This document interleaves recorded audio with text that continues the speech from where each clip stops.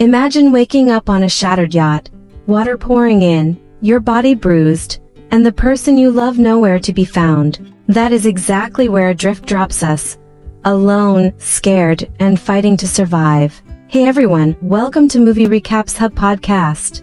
Today, we're diving into Adrift from 2018. A true story survival drama that will squeeze your chest and test your belief in hope. I'm going to walk you through the whole story, every beat, so lean back and let's go. It opens in 1983, somewhere in the Pacific Ocean. Tammy wakes on a severely damaged yacht named Hazaga. She has a wound on her head. Water is flooding the cabin and everything is chaos. She panics and searches desperately for her fiancé Richard. She shouts his name, but the roar of the ocean swallows her voice. Then the story jumps back 5 months to Tahiti.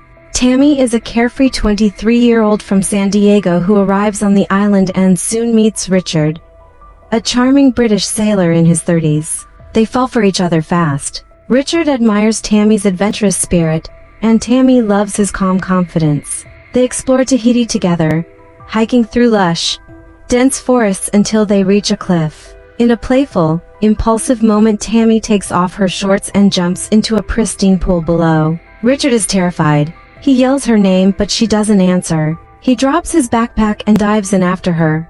Underwater, Richard searches frantically. He sees Tammy pinned motionless beneath a rock and his heart sinks. But just as he reaches for her, Tammy springs up and bursts to the surface, laughing. Seeing him so worried makes her happy. At that playful moment, neither of them can imagine what's coming next. A little later, an older couple who are friends of Richard offer him $10,000 and first-class tickets to sail their yacht Hazaga from Tahiti to San Diego. Richard takes the offer and asks Tammy to join him. She hesitates, but love wins. She says yes. As the yacht sails into deeper waters, the waves start to grow rough. Out of nowhere, a pigeon lands on their deck, blown in by strong wind. Tammy wonders why a pigeon would fly so far from land into the middle of the ocean. Richard doesn't think much of it and releases the bird. They don't notice how quickly things worsen. The sea grows rougher and Hazaga begins to list. As waves grow bigger, Richard gets worried.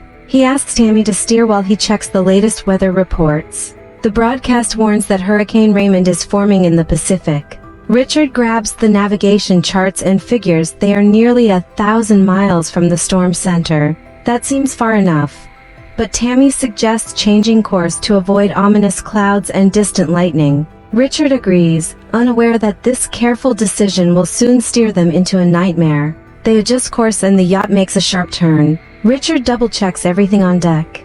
By evening, the wind is fierce and the boat rocks violently. On the verge of capsizing, Tammy struggles to furl the sails while Richard fights to hold the rigging. The storm escalates fast. Without warning, a massive wave crashes over the yacht and snaps a mast. Tammy pushes through the wind to secure the remaining sails. Just as she's about to head back, another enormous wave nearly sweeps her overboard. Richard grabs her just in time. Then they look up and see a terrifying 100-foot wall of water towering above them. Richard urgently tells Tammy to take shelter below deck. She moves into the cabin, and then everything turns upside down.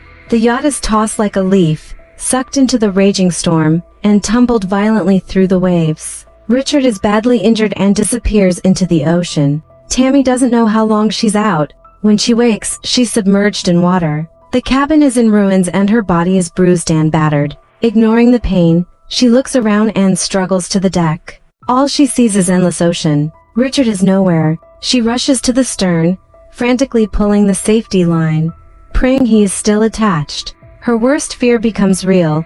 She is utterly alone in unknown waters. The pain of losing Richard overwhelms her, but Tammy refuses to give up. She grabs binoculars and scans the horizon, calling his name. She cries and shouts the whole day with no sign of him. Exhausted, she collapses and falls asleep on deck. When she wakes, she sees something floating in the distance. She grabs her binoculars and can't believe her eyes. It's Richard. The yacht is badly damaged and basically helpless. Tammy ties a rope around her waist and jumps into the ocean. No matter how violently the waves hit her, she swims toward him. Just as she's about to run out of strength, she reaches him. Overwhelmed with joy, Tammy wraps one arm around Richard and uses the other to swim back to the yacht. Feeling his heartbeat fuels her determination. She gathers every ounce of strength and finally pulls him aboard. Richard is alive, but the deep wound on his leg needs urgent treatment. Tammy moves into action. She lays him down, wraps his wound, and stabilizes his leg with a wooden board. Richard endures the pain quietly, which only makes Tammy's heart ache. She places a cushion under him and does her best to comfort him. With Richard at her side, Tammy finds renewed strength. She sifts through the debris, finds the navigation charts, and plans a route home. The faster they get back, the sooner Richard can get proper medical care. Tammy goes into the cabin to search for supplies and, following Richard's lessons, manages to repair the water tank. The gauge moves and fresh water flows from the tap. Food is a problem. Tammy returns to the deck carrying a heavy bag. It contains a jar of peanut butter. She feeds Richard a spoonful and takes one herself. It's a small comfort in a desperate situation. But then Richard's condition worsens. His leg wound festers and a high fever sets in. There is no medicine aboard. Tammy tries anything to help, even applying hand lotion to his face in a desperate attempt to cool him. If things continue, he might not make it. Maybe God felt her pain. Under Tammy's care, his fever finally breaks and he improves. But supplies are dwindling. They are down to their last cans of food. And once those are gone, survival will become even harder. Tammy tries to get protein by fishing. She dives repeatedly with a spear, stalking plump fish under the surface. Time and again they slip away. One dive leaves her gasping for air and empty-handed. She keeps trying. One night she hears a noise and sees lights. A luxury cruise ship heading right toward them. Tammy fires a flare and shouts for help. But the ship does not stop. It speeds past, creating massive waves that nearly capsize Hazaga. The ship keeps going. The false hope crushes Tammy. She breaks down and screams, "Oh my God, we're going to die out here. We're going to die out here." The next morning Richard's fever returns and he can't even swallow water. His consciousness fades and he slips into a deep coma. Tammy watches him weaken and prays. 3 agonizing days pass and he does not wake. Tammy loses hope. There is no food left. Then, briefly, Richard wakes and softly calls her name, urging her to stay strong. But Tammy, sensing the truth, quietly tells him, "Richard, I'm going to let you go now. I'll love you forever." When she looks again, he is gone. In truth, Richard had drowned during the storm. Much of what Tammy experienced after the disaster, his presence, the help, the conversations, were hallucinations born of deep grief and an unwillingness to accept the loss. Believing he was still with her is what kept her alive. After days of despair, Tammy accepts reality. She makes a silent promise to Richard to try her best to survive. Remembering his encouragement, she dives back into the ocean and keeps trying. After many attempts, she finally catches a large fish. Ignoring the taste of raw fish, she forces herself to eat. She has to survive. She drifts for 41 days. The water tank eventually runs dry and Tammy nears the end of her strength.